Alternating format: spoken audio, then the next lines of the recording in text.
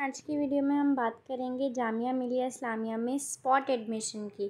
जैसे कि आपको पता है कि जामिया ने ऑलरेडी अपनी थर्ड लिस्ट निकाल दी है, तो मतलब ऑलमोस्ट सभी कोर्सेज़ की निकल चुकी हैं। अगर बात करें तो कुछ ही कोर्सेज़ ऐसे रह गए होंगे जिसकी थर्ड लिस्ट नहीं आई होगी।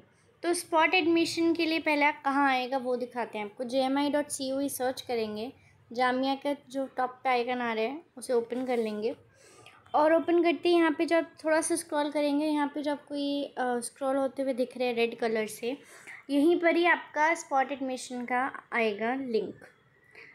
कोई भी आपके लिए अपडेट होगा उसके लिए, तो उसके बाद यहाँ पे लिंक आएगा और आपको इसका फॉर्म कहाँ से भरना होगा। मतलब फॉर्म नहीं भरना होगा, आपको कहाँ से जाके स्पॉट एडमिशन लेना होगा।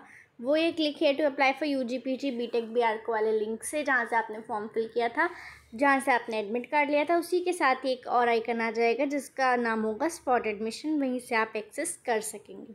अब स्पॉट एडमिशन कब तक आएगा, तो जैसे कि मैंने अभी आपको बताया कि जामिया ने थर्ड लिस्ट रिलीज़ करी है, अभी फोर्थ लिस्ट आना बाकी है। फोर्थ लिस्ट के बाद ही स्पॉट एडमिशन होगा।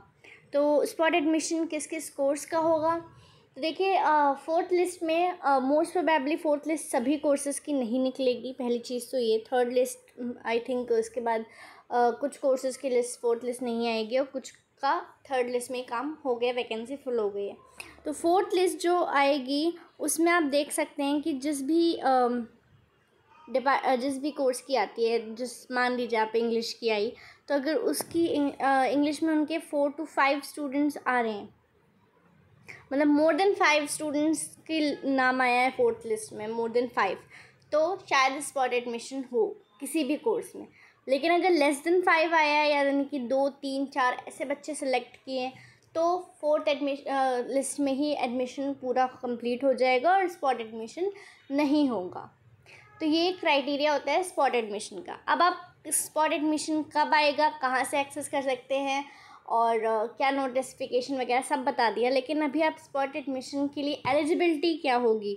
तो स्पॉट एडमिशन के लिए एलिजिबिलिटी ये है कि आपने जामिया का फॉर्म फिल किया हो, जामिया का फॉर्म फिल किया हो और एंट्रेंस भी दिया हो। बिना एंट्रेंस दिए आप स्पॉट एडमिशन क्लेम नहीं कर सकते हैं।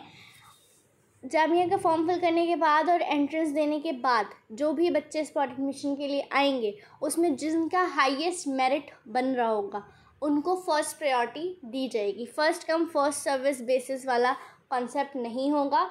जिसकी हाईएस्ट मेरिट होगा उसी को ही प्रायोरिटी मिलेगी स्पॉट एडमिशन में, और उनको ऐसा नहीं है कि जितने बच्चे आ जाएंगे उन सबका उनको स्पॉट एडमिशन में एडमिशन लेना होगा। जितनी सीट्स वैकेंट होंगी उतना ही देंगे।